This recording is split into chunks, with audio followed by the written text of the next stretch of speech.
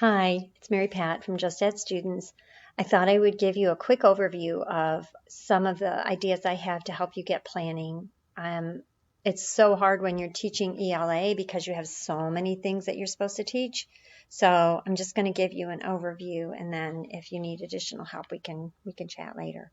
But the first thing I always tell people, teachers when I'm training, is to adopt, adapt, and adjust. And so that means take whatever you need.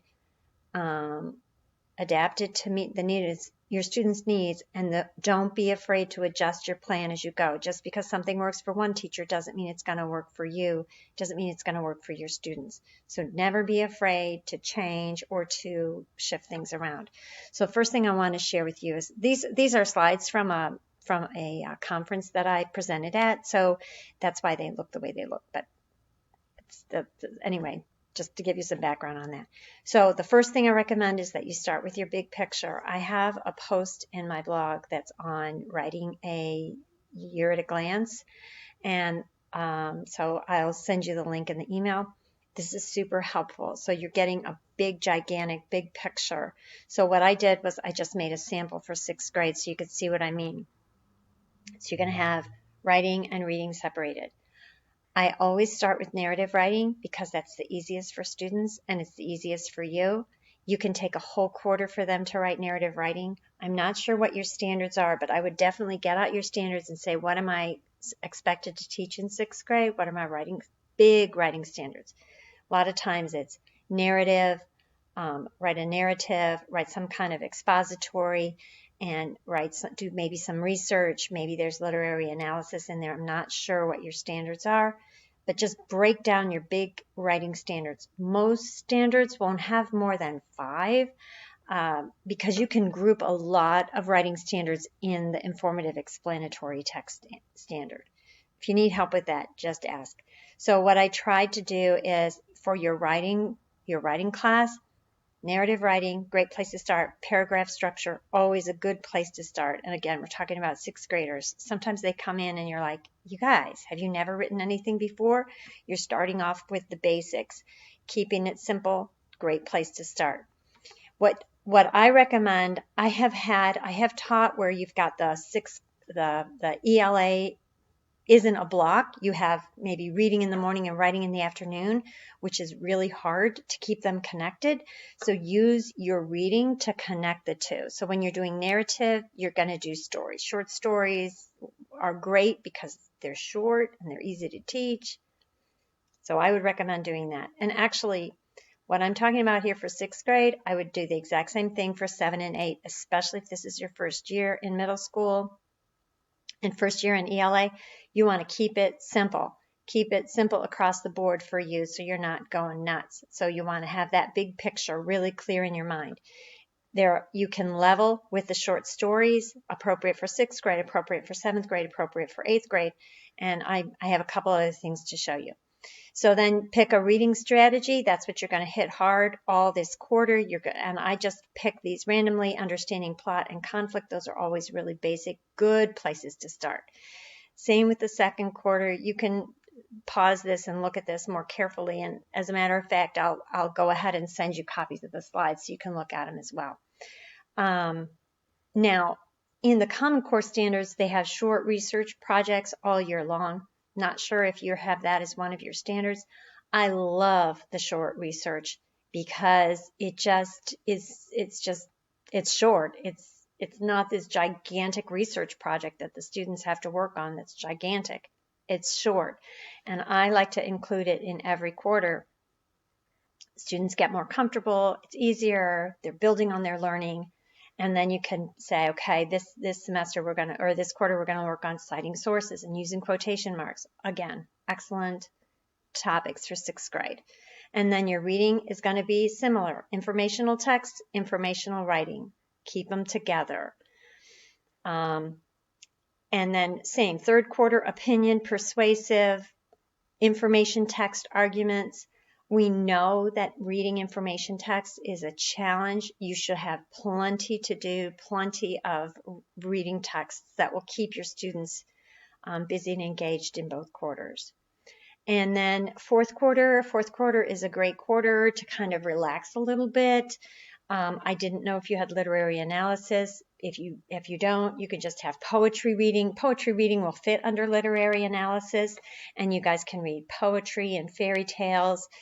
There are lots of fun, creative projects, visualizing. You've got little art concepts in there that your students will respond to.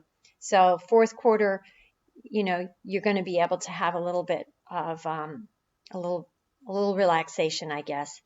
And it's great for fourth quarter because the kids are already starting to get, summer vacation is coming and all of that. Okay, so then you've got your big picture. The next thing you want to do is you want to start thinking about your unit plans. So don't get overwhelmed when you see this. Don't get overwhelmed. These are mini lessons, and I love the writing workshop mini lessons. These are mini lessons for teaching a narrative. These are all built on the Common Core standards. And I have in my Teacher Pay Teacher store, I have all of these. I have a whole unit for mini lessons for narrative writing. I'm not saying you certainly don't have to buy them, because you can just go here and you can use these to teach your mini lessons if that's what you want to do. If you want to have all your students writing narrative at the same time, all you're going to do is you're going to teach some pre-writing ideas, and you're going to work with them, and they're going to do that together. You're going to do it as a class. You can keep it as a whole class instruction. Now, you said you wanted tried and true, assignments that you can just plug and play. I'm also a big proponent of letting students pick their narrative topic. But if that seems too loose for you, if you're not comfortable with that, narrative topics can be anything you want. Favorite Halloween costume, strangest birthday, best vacation. You can generate some ideas and have your students use those as their narratives. There are lots and lots of narrative ideas. Again, if you need help with that, just ask me. I can send you a list and I can help you out with that, no problem. So what you want to do is you're going to say, okay, first quarter, I'm teaching narrative writing and I want to focus on paragraph structure. So I'm going to have a lesson where I'm going to say, what's narrative writing? Well, guess what? That's going to connect with your reading. So that's a great way to connect your two reading and writing classes. All you're focusing on this narrative writing, you're generating ideas. You're going to, now I don't have in here writing paragraph structure, but you would say, okay, maybe you want to say, we're going to do pre-writing this week, and that's all we're going to do is pre-writing this week. We're going to get our ideas together. We're going to think about how we're going to write. And then this week, we're going to work on paragraph structure. Or these two classes, we're going to work on paragraph structure. It's going to be one of the best. I have two tips to give you. One, get a writing sample from all your students. So first day of class, and I think I have a blog post on this too, so I'll try to remember to send you that. Get a writing sample from your students. So the first week of school, we're going to write, I want you to write a narrative. Tell me about yourself, or tell me about your summer, or tell me about write about your best birthday, whatever you want to have. You want a writing sample from your students. Collect them. They never get them back. They're not graded. They are just for you to get an idea where your students are. That helps tremendously when you're starting the year, because if you get to about here in your lessons and your students are completely off the rails, you'll have said, I've wasted these 3 weeks because we were doing stuff my students weren't ready for, or it was too easy for my students. So getting that writing sample is really, really helpful. The second thing that's really helpful, since you've never taught writing before, is to write with your students. So like when you're doing pre-writing, when you assign it, let's say you have a graphic organizer and you want them to write all the things that are interesting to them and make bubble graphic organizer. You do the same thing, because it will help you understand what they're thinking when they're doing it. And you can demonstrate it on your whiteboard or your video, or however you want to do. So I think it's really important for you to do the lessons with your students. And try to plot them out. I always add in work days, catch-up days. You never know when you're going to do a reteaching day. So this little calendar really helps me tremendously when I'm planning my lessons. The other nice thing is you're going to have 6th grade, 7th grade, 8th grade. If you're all working on narratives, they're all working on narratives, right? So you're going, well, okay, well, how am I differentiating? You're differentiating with your standards and with your rubric. So don't use the same rubric for 6, 7, and 8. So where 6th graders might be writing an introduction, your 8th graders are expected to use an introductory element like asking a question, telling a story. You want to up it for them. So a lot of times I'll tell teachers, when you start plotting your lessons, make sure you know where your rubric is. Have your rubric. Again, if you need help with a rubric, you just let me know. I've got rubrics. I can help you. I can show you, share them with you, whatever. So start with the rubric. The rubric will help you figure out what you need to teach, and it'll help you differentiate between your 3 classes, because you don't want your 6th graders looking at what your 8th graders are doing, or your 8th graders looking at what your 6th graders are doing and saying, well, we're doing the exact same thing. Yes, you're all writing narratives, but the 8th graders are way ahead of what the 6th graders are doing, and 7th graders are somewhere in between. Okay, so you got your lessons planned out. You got your big picture. You got your lessons planned out, and it's just on paper. So of course, it's very flexible. You can change it up as much as you want. And from here, you can see where your lesson plan is going to come from. My daily lesson plan is going to be here. Okay, I want to say a couple other things about writing. Writing workshop, if you do it, or any kind of writing that you do, if you have a 40-minute class, your students are not going to write for 40 minutes, especially not at the beginning of the year. So have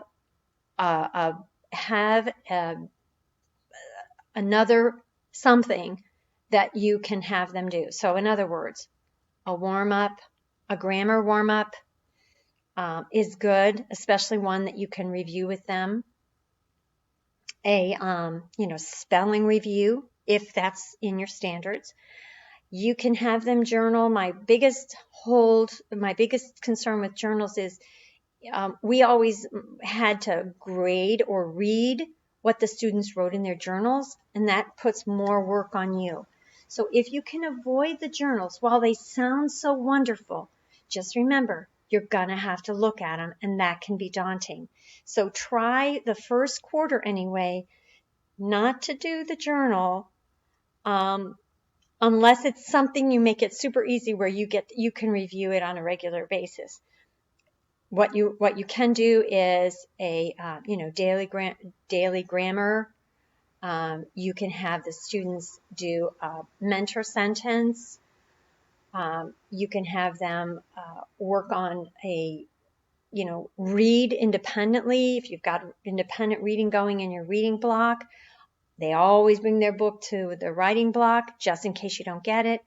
You could split your class 50-50, do grammar and writing in the other, depending on what your grammar concepts are. So it's a little tricky with having a separate writing class because you don't have the buffer of the block. Just make sure in the back of your mind you always have something. So if they finish doing all their pre-writing and you have 20 minutes left in class, you're like, okay, now we're going to work on this grammar activity, or now we're going to work on sentence structure. So I hope that didn't scare you. I hope none of this is scaring you. Okay, so here is something that I'm going to send you, and that's an organizational chart. So I find that it's really helpful to have mentor texts. So what you can do is you want to have a mentor text for each grade level. And that is the text that the students are going to go back to over and over and over again. You said you have some kind of a textbook. Perhaps you have some kind of a reader, or maybe you just want to have a short story be your mentor text. That's helpful for teaching reading. It's also super helpful for teaching writing because your students go back to that text several times in the quarter. We're talking about quotation marks. Well, let's look and see how they did it in this mentor text that we had, this short story that we read.